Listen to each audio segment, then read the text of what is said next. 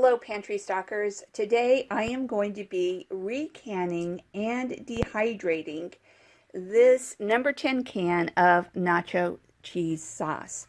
Now before I go further, I want to make it clear that it is not an approved thing to do.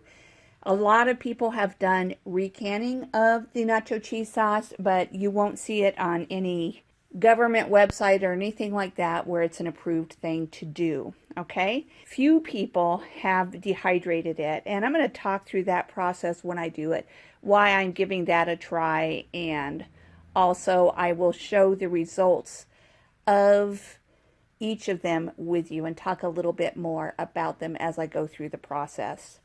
So to set things up, I put nacho cheese sauce in here and I've heated it up.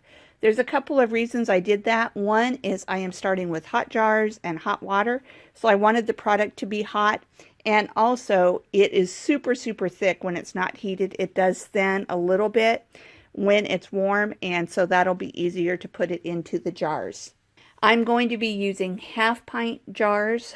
If you decide to do this yourself, use pint jars or smaller, because this is so thick. You do want to make sure that it heats through properly in order for it to be safe to do. Okay, so I'm going to pull my jars out of the canner. I put them in the canner and just heated the water and heated the jars in the canner. And I also have, I'm using Harvest Guard lids. I've also heated those and the rings so that they will be hot. So I'm going to go ahead and pull those out of the canner, and then I will fill the jars. Okay, now I'm going to use a ladle and a funnel to fill each of the jars. And obviously it'll fill up pretty fast since they're half-pint jars.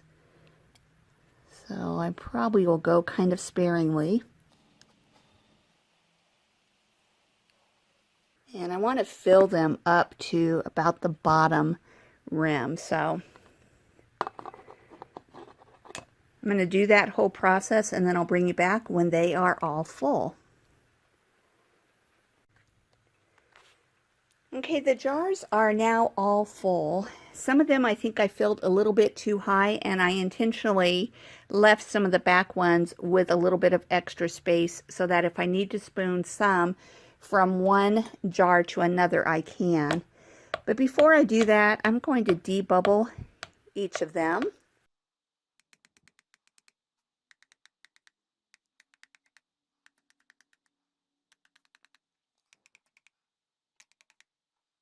And as suspected, some of these, especially near the front, have a little too much. So I'm going to spoon some into the jars to make sure that none of them are too full. I'll bring you back when I have that done.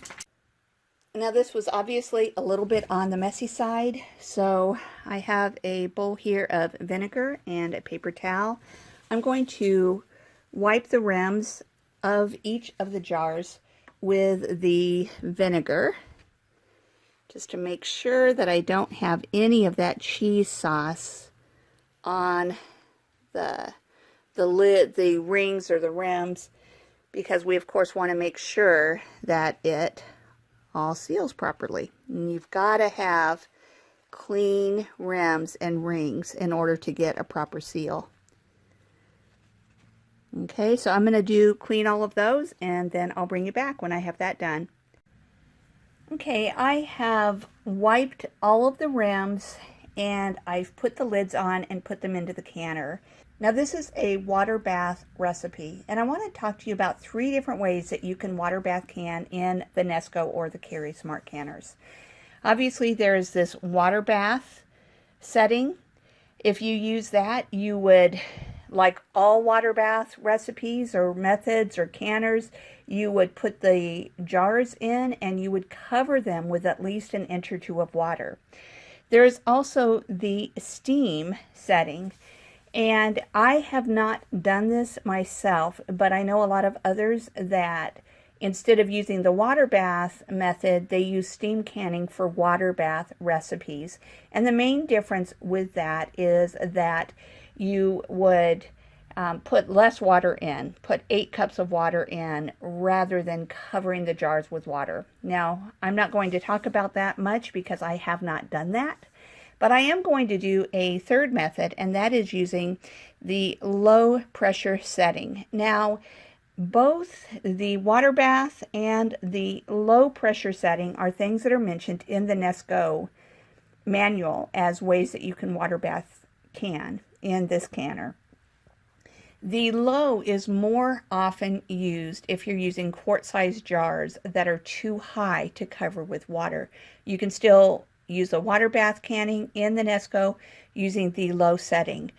Even though I am using half-pint jars, I am going to use the low pressure setting for the simple reason that it uses less water and it can be processed a little bit quicker that way because it doesn't take as long for the water to come up to the right temperature and the pressure to build, as you know, and all of that.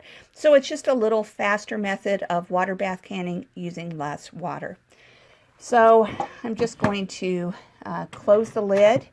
It is currently in the exhaust position. I'm going to select low, and then I'm going to put in a time of 30 minutes. 30 minutes, whoops, I way overshot it. So 30 minutes is how long you need to water bath can these. And I'm going to press the start button. And I've shown you a lot of other times how this whole process works. Basically, this will spin around, and once it reaches the right amount of pressure, I flip it to airtight and so on. I'm not going to go through all of that this time because I've shown you in a lot of other videos.